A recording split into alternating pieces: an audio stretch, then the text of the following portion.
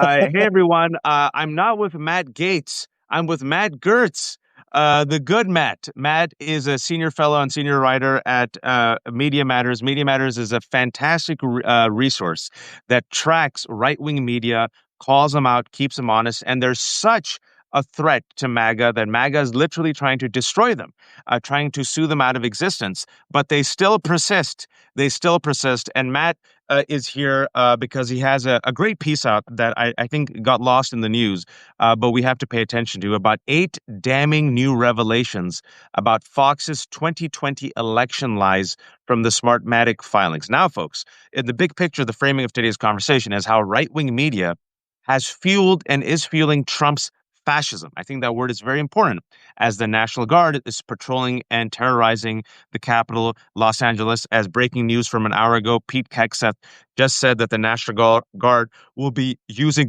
weapons. So literally, they're going to be terrorizing fellow Americans in the Capitol with weapons. As Donald Trump is openly telling the Republicans he doesn't want 5 seats, he wants 100 seats through gerrymandering.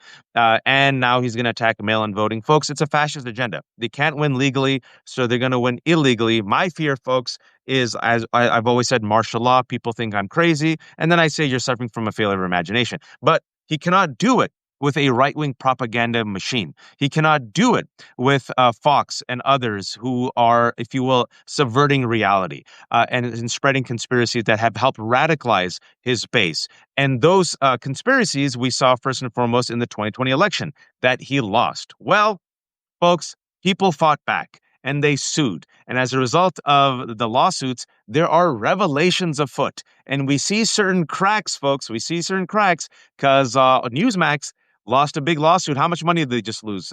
69 million, Matt? Something like that, yeah. Yeah. So Smartmatic, following in the footsteps of Dominion, does a lawsuit. And as a result of the discovery, we find out some damning revelations, Matt, that you uncovered and researched. I yield the floor to you. Sure. Thanks so much for having me to talk about this important story. I spend a lot of time watching Fox News. So do my colleagues. I know most people on the left are not in that boat. But one thing that I really have enjoyed over the last several years is being able to get a look behind the scenes at Fox News's operations through the legal filings, first in the Dominion lawsuit against Fox, which resulted in a $787.5 million settlement on Fox's part, and now through this Smartmatic lawsuit, which is seeking, I believe, $2.7 billion. The reason they are suing for so much money is that Fox repeatedly made false claims about the company, suggesting that it had somehow switched the results of elections, switched vote tallies in different states in places where they were not actually operating at all.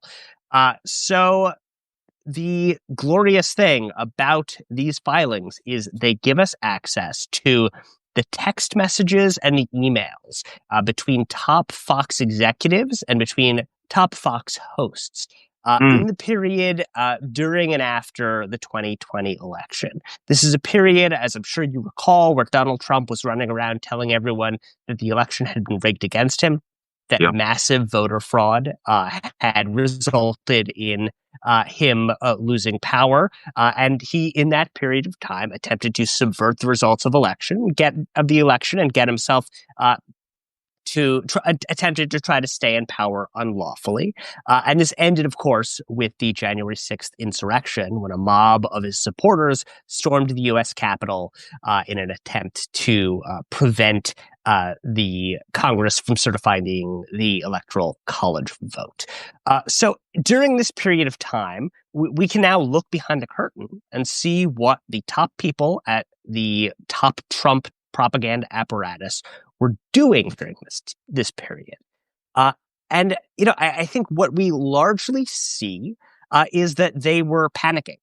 They were, and not about the prospect necessarily of Trump being forced to leave office, though there was some of that. But they were really panicking because they were worried they were losing their market share. They were worried that their viewers were mad at them because on election night of 2020, Fox called the state of Arizona for Joe Yes, Biden. I Joe remember. Biden, as you recall, did in fact win the state of Arizona. The call was Yep. correct. But a lot of people in the Republican Party were very angry at Fox's call, and a lot of them are people who watch Fox News. And so what happened after that, what we saw was a massive disinformation campaign in which a bunch of people at Fox who understood that Trump had lost decided that in order to keep their viewers, they had to pretend otherwise. They had to promote a series of lies and conspiracy theories about the 2020 election. In doing so, put their thumb on the scale in support of Trump's effort to overturn its results. And, you know, I think what we see through these revelations is that there really was very little they were not willing to do in order to keep their viewers and keep Trump in power. Just sitting with that for a second. I mean, that's stunning, because number one, it calls itself a Fox News channel. It's not news; it's a propaganda outlet. And these people who knew better, who knew that he lost, number one, that means they deliberately and intentionally lied to not just their audience but the American people, and they lied to benefit what I believe is a criminal fascist to keep him in power. And some of these individuals, recent news came out, is who is now an attorney, U.S. attorney in D.C., Jeanine Pirro. Talk to us about that. Yeah, things are great. Jeanine Pirro is now the U.S. attorney for the District of Columbia. Yay! So, you know, if I end up getting prosecuted, well, she'd be the one to do it. This is, I think, there are two revelations, I think, about Jeanine Pirro in that come out of this filing. The first is you have her directly telling Ronna McDaniel in the months before the 2020 election. At the time, she was the RNC chair. Told her that she does so much for the president and the party, and basically specifically said that her Fox News show was the vehicle that she used to try to help Trump retain power, try to help him get reelected, and so on and so forth. This is not like a shocking revelation. It's pretty obvious that she's in the tank with him. But I mean, Matt, I think I agree with that. I know it's not shocking, but just hearing what you said and knowing how fascist regimes work, right? When it comes to, Nazi Germany, Pravda, if you're looking at Russia propaganda, if you're looking at Iran, Saudi Arabia, that is state-run propaganda. The fact that she openly says that her show is not a show to inform the public, fair and balanced. Her show is simply a vehicle to help Trump. I mean, I know, I get it. We're not shocked, but I'm just saying we shouldn't normalize it either. I think that's right. That's right. Yeah. Sorry, continue. Absolutely. So that's the first part. It's her sort of dedication of her show to Donald Trump, more or less. The second part, so something that happened after Election Day that we hadn't previously gotten to the bottom of involved her show. Jeanine Pirro was taken off the air. She had a weekend show on Fox News, and that first weekend when it was still the election was, we could basically tell that Joe Biden was going to become the president, but the race hadn't been called yet entirely. And so they decided to take her off the air for that Saturday night, specifically because, according to the executive who we see text messaging and emailing about this, they did not believe they could trust her to behave responsibly. They thought that she would promote a lot of lies and conspiracy theories about election fraud in order to help Donald Trump. They were exactly right. They made a correct decision to take her off the air. The mistake that they made was not keeping her off the air. And so the question has always been, why was she brought back on? Those we saw in the Dominion filings that there was a lot of communication happening between her executive producer and the executive who oversaw the show, basically amounting to she's just gonna lie a lot. We can't keep her from doing this. And so the question was, why was she brought back on in the first place? And we see here that it comes right from the top at Fox News. It comes from Lachlan Murdoch, and it comes from Suzanne Scott, the executives who oversaw the network either directly or through the parent company. And what we see there was a lot of worry from those executives that they were taking heat from the right over her being taken off the air. The idea that she had been somehow suspended was costing them angry viewers who were, denouncing the network on social media. Can I read this from your article? Sure.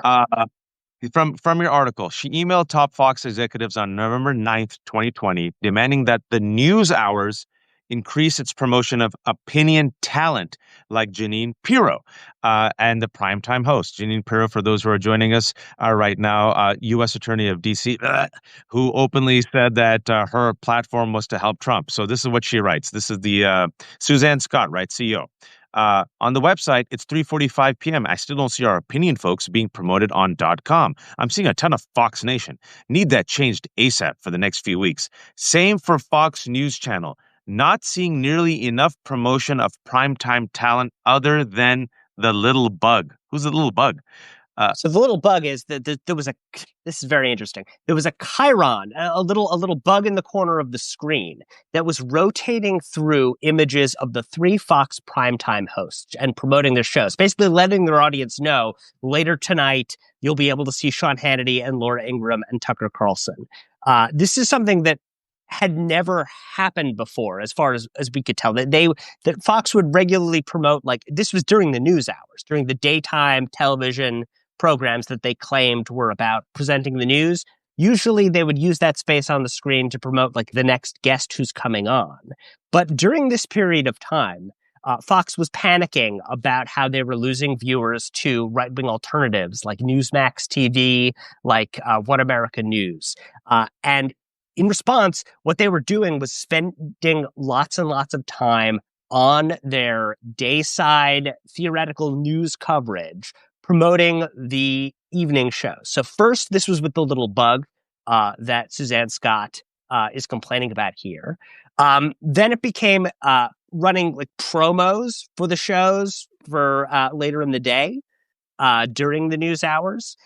And eventually they started running actual segments that were literally just, this is what Sean Hannity said last night. What that ended up doing was taking the right-wing lies and propaganda that those opinion hosts were pumping out about election fraud and bringing it to their theoretical news hour audiences. It was a kind of end run around the sort of wall between news and opinion that Fox had always claimed at that point existed, that we could tell wasn't real, was really a kind of fabrication, but that they really made quite clear that that there was no separation between news and opinion in this period. And now we see, I had reported at the time that this was happening back in November of 2020. It was very clear that this was like a new phenomenon that we hadn't seen before. We all assumed that it was in response to panicking Fox executives, but now we see through that email that it came directly from Suzanne Scott, Fox News' CEO. I mean, it's a fantastic piece, folks. Don't worry, I'm going to link to it. This is Matt Gertz's piece in Media Matters. I still think it should be much bigger news. It just came out yesterday.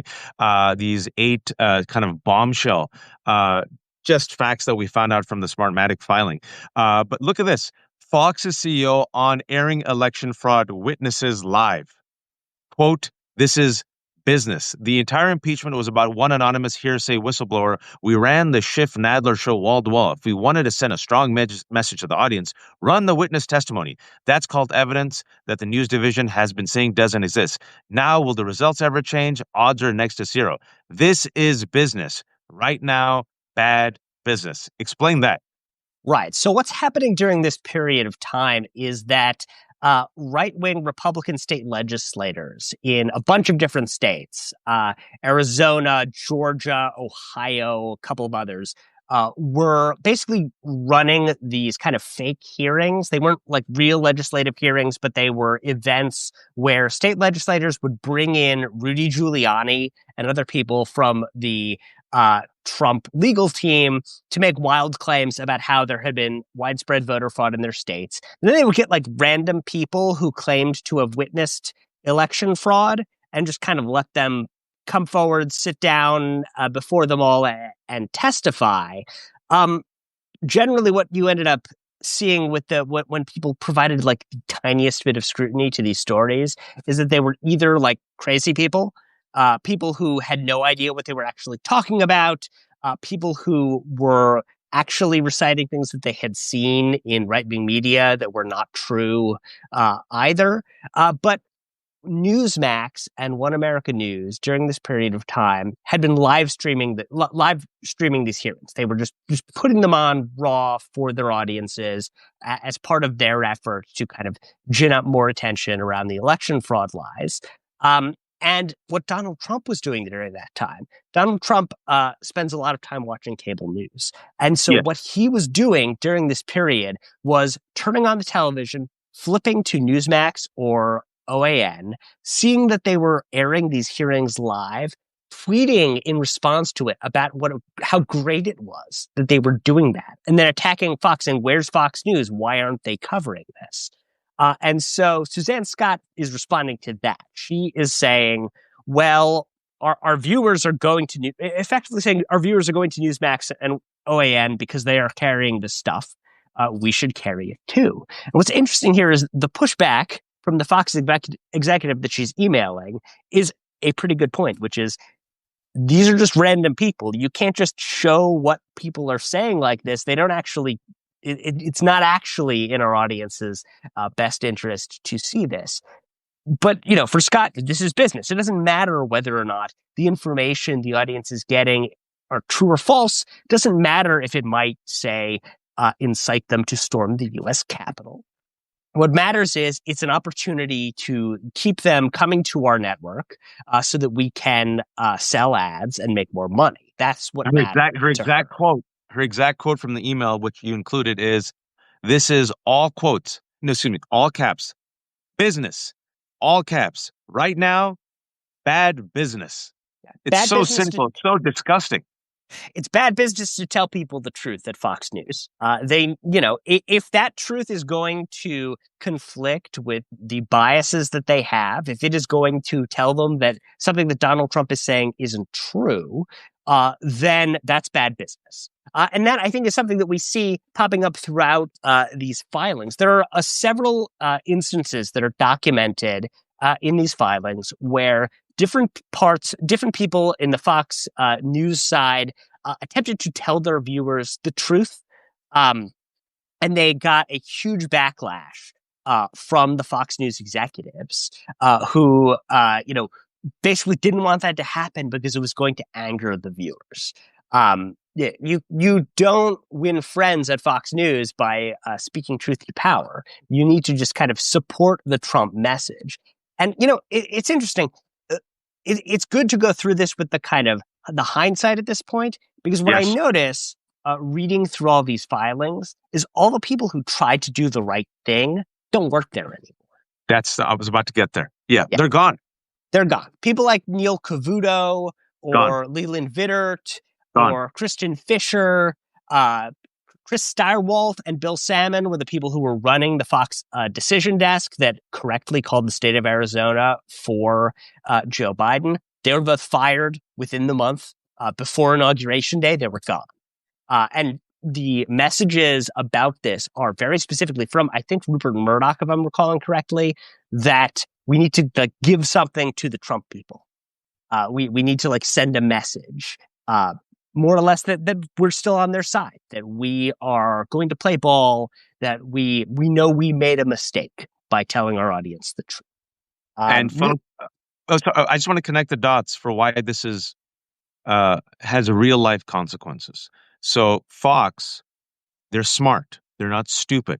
They were aware that Donald Trump lost the election. They were aware that their talent were completely right-wing hacks promoting Donald Trump's lies and conspiracy theories. The talent that was promoting the conspiracy theories and lies knew they were promoting conspiracy theories and lies about the election, but because they believed their job was to help Donald Trump, they did it anyway. Fox, at the end of the day, is a business, and they were losing eyeballs and money, and then ratings too. Newsmax and One America News, that was perfectly fine to promote any batshit lie, right? Because there was no Neil Cavutos at that time, and there were no, Leland Vitters or others who were like, I'm right wing, but I'm not willing to, promote this bold faced lie. And the dates for these emails are very important. I'm looking at it at Matt's piece right now. December 2nd, 2020, where the Fox CEO said, "Hey, this is all caps business right now, bad business." So they're all aware that Donald Trump lost. They're all aware these are bad faith lies. They're aware that they have some right wing freaks as hosts who they pay really well, like Jeanine Pirro and Jesse Waters and others who are promoting this lie. They still went ahead and promoted it because they're like, oh no, our competition, Newsmax and One American News, is going all in, and our viewers are pissed off at us, and they're going there. Look at the dates: November, December. Matt, can you remind people what happened on January 6th? On January 6th, a mob of Trumpists who had been summoned to Washington, D.C. by Donald Trump heard a speech from him about how they needed to fight in order to help keep him in power. And then they stormed the U.S. Capitol, where a joint session of Congress was meeting in order to confirm the electoral count. They sent them into hiding for several hours. They sacked the building, and they assaulted several hundred law enforcement officers who tried to stop them. Oh, and they all got pardons, full pardons from Donald Trump after he won. And Jesse Waters, who has replaced Tucker Carlson, who replaced Bill O'Reilly. And Matt, I think we have the gray hairs. You're old enough like me.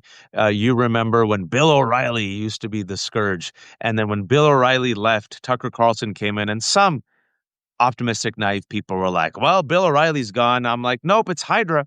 You cut off one head. And then Tucker Carlson left and they said, see, everything will be normal again. I'm like, nope, still haven't learned. It's Hydra. Now they'll have Jesse Waters. Look at this. I mean, this is from this filings, folks. They all knew it was a lie. Matt told you what happened. We saw with our eyes a violent insurrection where, hundreds of Trump supporters, some of them with weapons, came to overturn a free and fair election. They beat up cops. They smeared shit in the U.S. Capitol. Some of them tried to assassinate Mike Pence and Nancy Pelosi, right? Check this out. The filing further states that in a text to the 5 co-host Greg Gutfeld, Jesse Waters wrote, quote, "Think about how incredible our ratings would be if Fox went all in on Stop the Steal." Matt. Yeah, they've both been promoted since then. Both ends of that text message now host shows in Fox News primetime. So I think this is the big takeaway, I would say, is that the lesson that Fox News learned from this entire period, the period between Election Day and January 6th, is that they can't get out of line even the slightest bit with Donald Trump. And the message they passed down to their staff was, if you step out of line, if you tell your viewers that what Donald Trump is saying isn't true, no matter what the result is, your job is at risk. But if you lie to them, if you push conspiracy theories, as long as they align with whatever Trump and his people are saying, you can get promoted. And what they did after that was that they purged. They got rid of anyone there who might have the slightest bit of a problem with what Fox News did during that period, and any problem with what Donald Trump did during that period. And they kind of restocked with a bunch of propagandists and hacks who were willing to toe the line. And that's where we are now as we approach the 2026 midterms, a midterm election which Donald Trump is already threatening quite loudly to mess with, already saying that he's going to put forward some sort of executive order that will somehow ban mail-in voting. This would be obviously illegal. Like, this is just wildly out of step with like what the Constitution says the president's powers are regarding elections.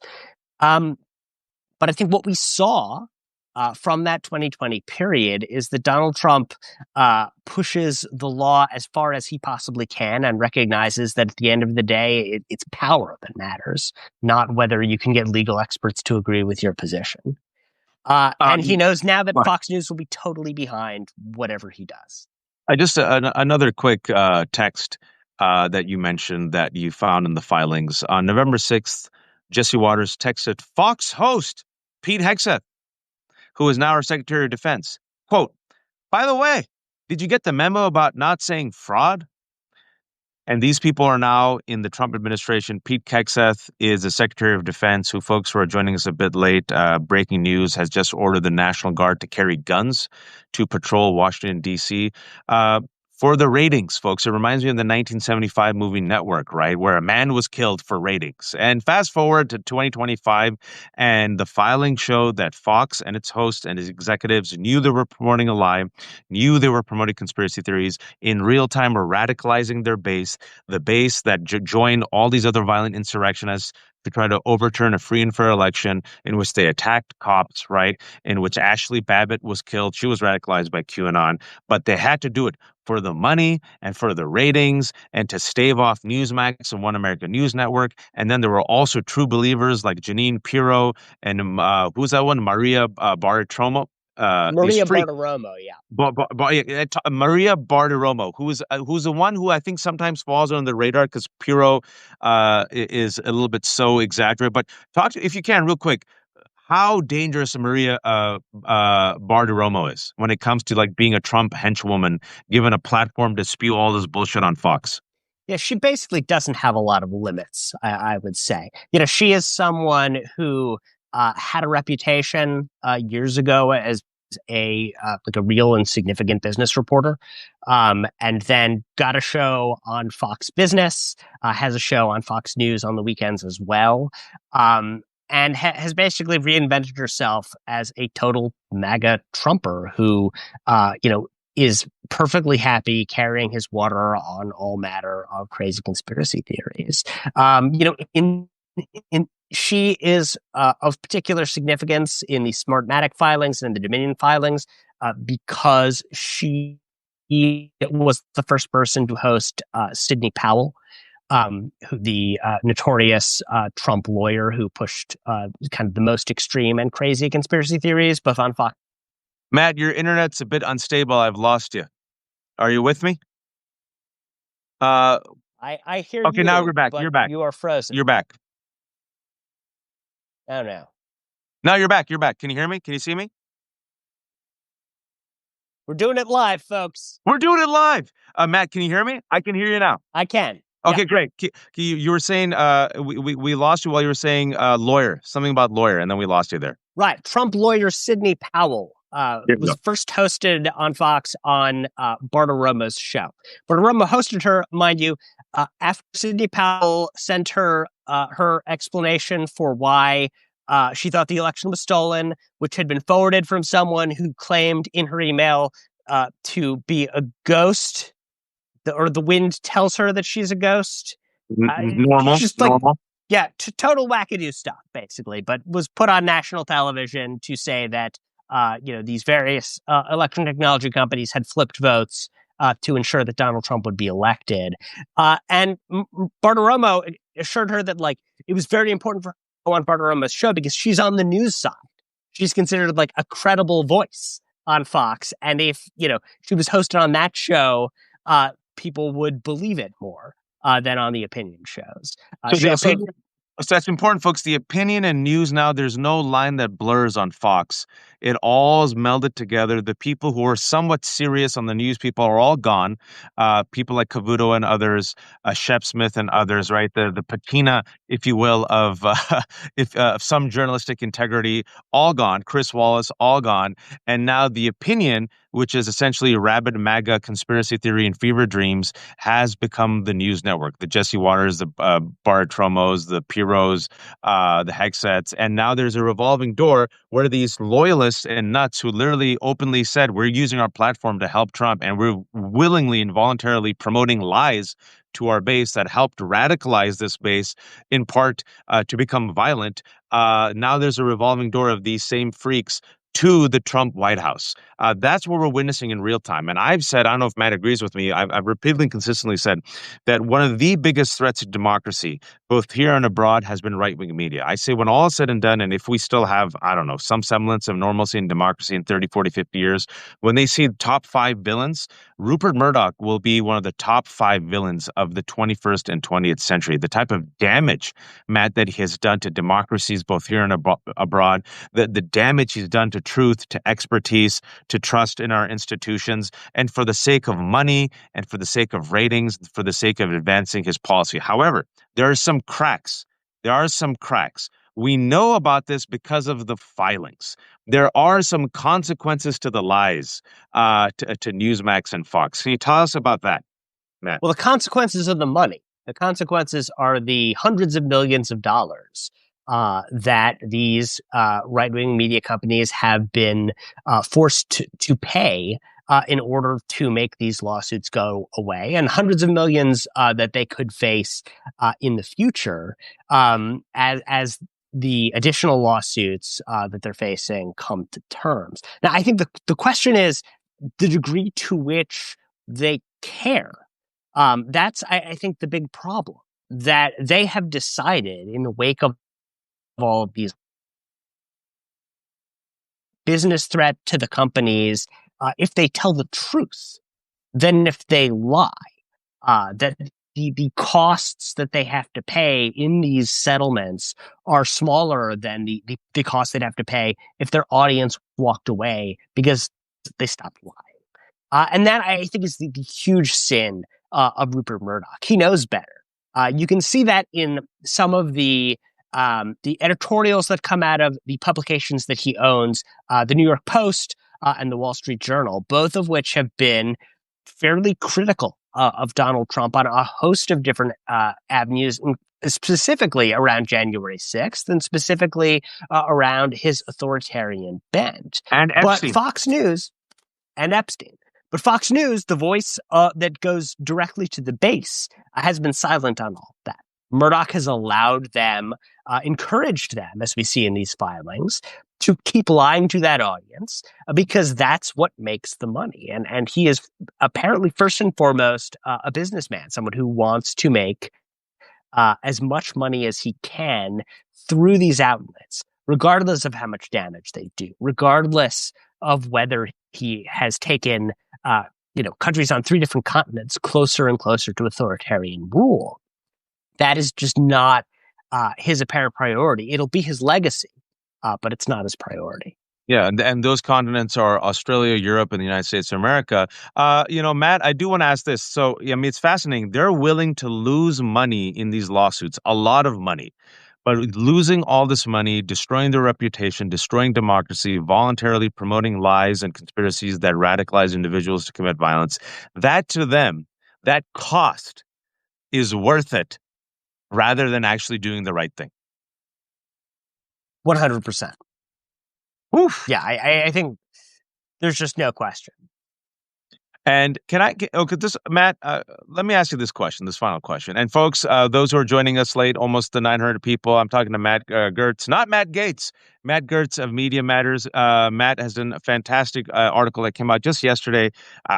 I'm so happy that we have him on. I think it should be much bigger news, but I know there's like 47 breaking chaotic news streams as Donald Trump is trying to distract from the Epstein files and his dwindling economic numbers and his poll numbers and his march towards fascism. So we have to talk about Cracker Barrel and the Smithsonian and Sydney Sweeney instead. But again, without Fox Media, folks, Donald Trump cannot radicalize about 30% of this country. They live on Earth too.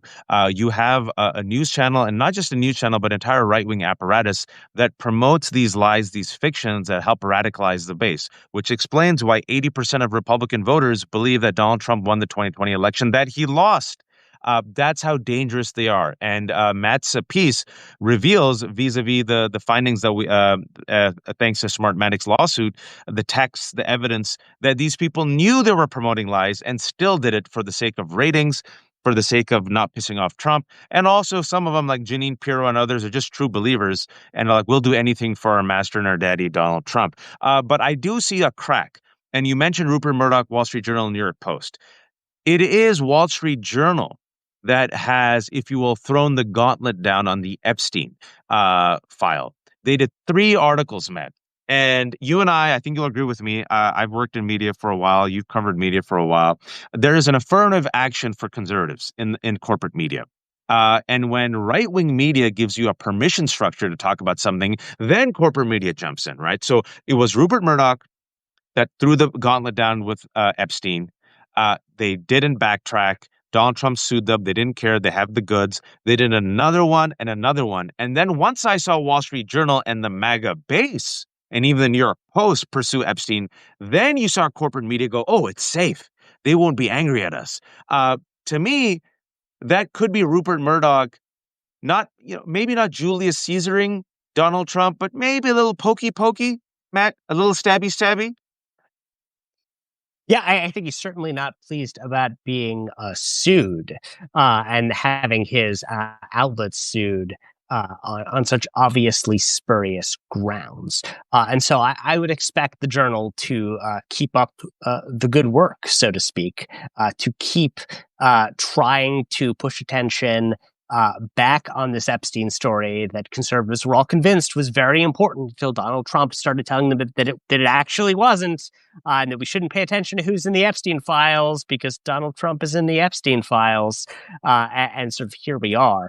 I think that attention has gotten kind of skewed off of that story because Trump has been very eager to create more attention on his attacks on his various enemies, but I expect attention to refocus back on that in the months and weeks to come. The folks, no matter how much he's trying to distract, it's not. All of his distractions are overreach, which are more and more unpopular, which are bringing down his poll ratings. Fox is trying its best to spin. It's even having a tough time to spin. And then you got Gavin Newsom trolling Fox. Fox has no idea how to respond to Gavin Newsom trolling Trump using Trumpian language, because then it exposes how deranged Trump is to their audience. So there is, I do say, the one piece of good news, which seems very hard to imagine that I can say that because we live in like the seventh circle of hell, is these are all the actions of a weak man who realizes he's dwindling in the poll numbers, his policies aren't popular, and he will probably lose the midterm elections if we have free and fair midterm elections, remains to be seen.